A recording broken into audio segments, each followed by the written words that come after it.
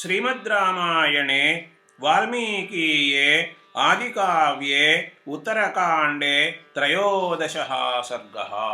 दशाननकृता देवयक्षगन्धर्वपीडा।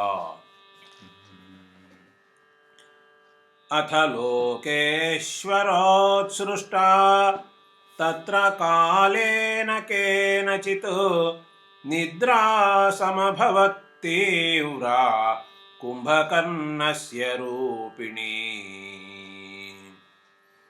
ततो भ्रातरमासीनं कुम्भकर्णो ब्रवीद्वचः निद्रा मां बाधते राजन् कारयस्व ममालयम्।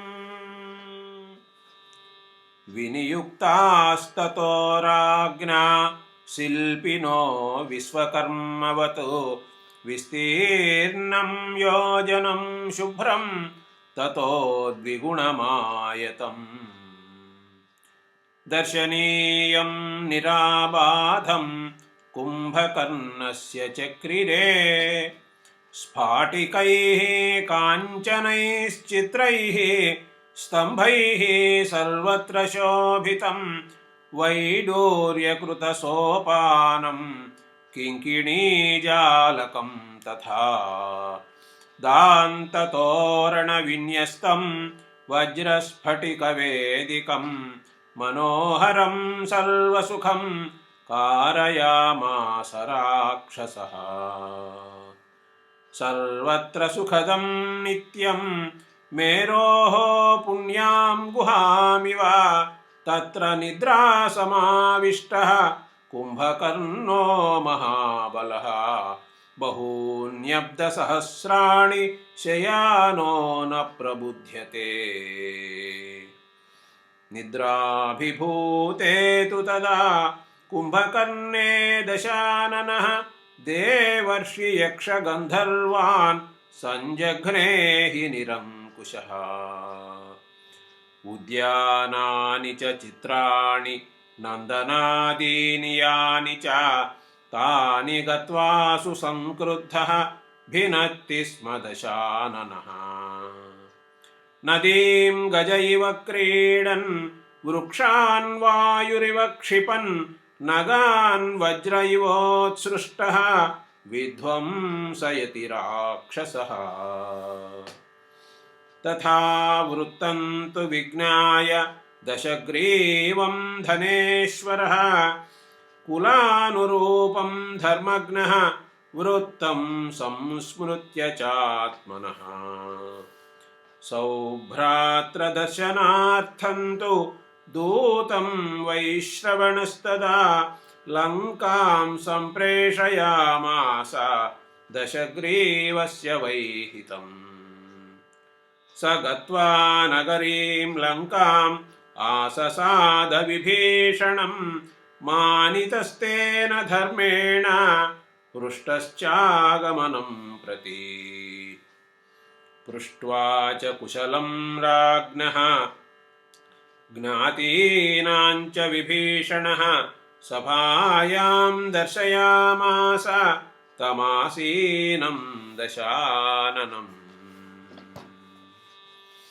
स दृष्ट्वा तत्र राजानं दीप्यमानं स्वतेजसा जयेति वाचा सम्पूज्य तूष्णीं समभिवर्तत। तं तत्रोत्तमपर्यङ्के वरास्तरणशोभिते उपविष्टं दशग्रीवं दूतो वाक्यमथाब्रवीत्।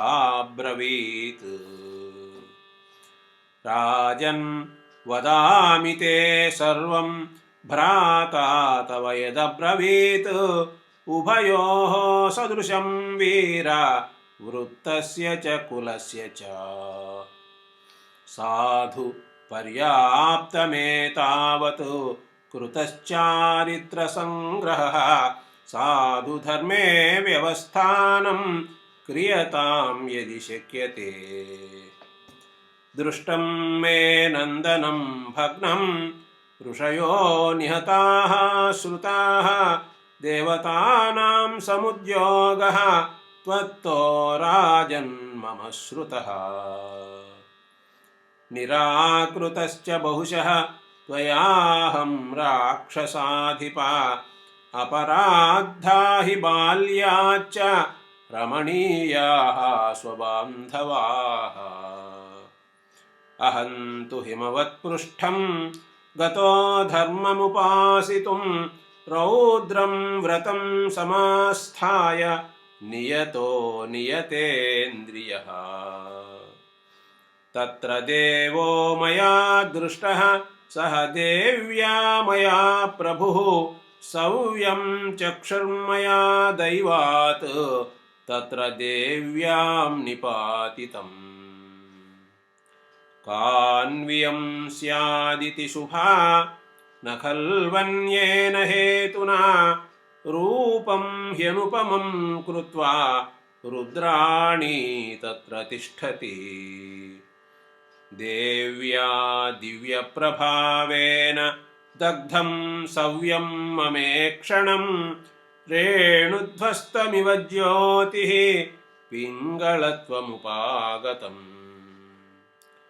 ततोऽहमन्यद्विस्तीर्णं गत्वा तस्य गिरेस्तटं तूष्णीं वर्षशतान्यष्टौ समाधारं महाव्रतम् समाप्ते नियमे तस्मिन् तत्र देवो महेश्वरः प्रीतः प्रीतेन मनसा प्राह वाक्यमिदं प्रभुः पैङ्गल्यं यदवाप्तं हि देव्या रूपनिरीक्षणात् प्रीतोऽस्मि तव धर्मज्ञा तपसा तेन सूरता मया चैतद्व्रतं चीर्णं त्वया चैव धनाधिपा तृतीयः पुरुषो नास्ति यश्चरेद्व्रतमीदृशम् व्रतं सुनिश्चयं ह्येतत् मया ह्युत्पादितं पुरा तत्सखित्वं मया सौम्या रोचयस्वधनेश्वर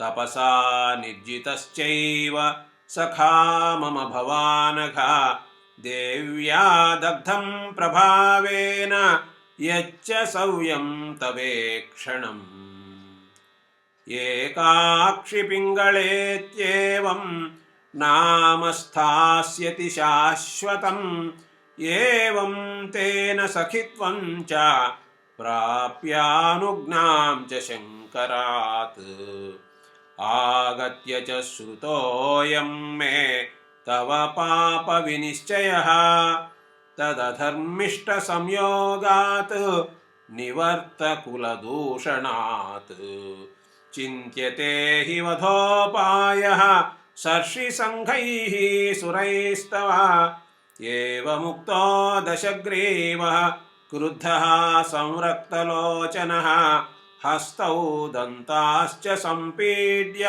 वाक्यमेतदुवाचः विज्ञातं ते मया दूता वाक्यं यस्य प्रभाषसे नैतत्त्वमसि नैवासौ भ्रात्रा येनासि चोदितः हितं नैष ममैतद्धि ब्रवीति धनरक्षकः महेश्वरसखित्वं तु मूढश्रावयसे किल न चेदं क्षमणीयं मे यदेतद्भाषितं त्वया यदेतावन्मया कालं दूततस्य तु मर्षितम् न हन्तव्यो गुरुर्ज्येष्ठः मयायमिति मन्यते तस्य त्विदानीं श्रुत्वा मे वाक्यमेषा कृता मतिः त्रीन् लोकानपि जेष्यामि बाहुवीर्यमुपाश्रितः एतन्मुहूर्तमेवाहं तस्यैकस्य तु वै कृते चतुरो लोकपालांस्तान् नयिष्यामि यमक्षयम् एवमुक्त्वा तु लङ्केशः दूतं खड्गेन जघ्निवान् ददौ भक्षयितुं ह्येनं राक्षसानां दुरात्मनाम् ततः कृतस्वस्त्ययनः रथमारुह्य रावणः त्रैलोक्यविजयाकाङ्क्षी ययौ यत्र धनेश्वरः। इति आर्षे श्रीमद्रामायणे वाल्मीकीये आदिकाव्ये उत्तरकाण्डे 13 सर्गः।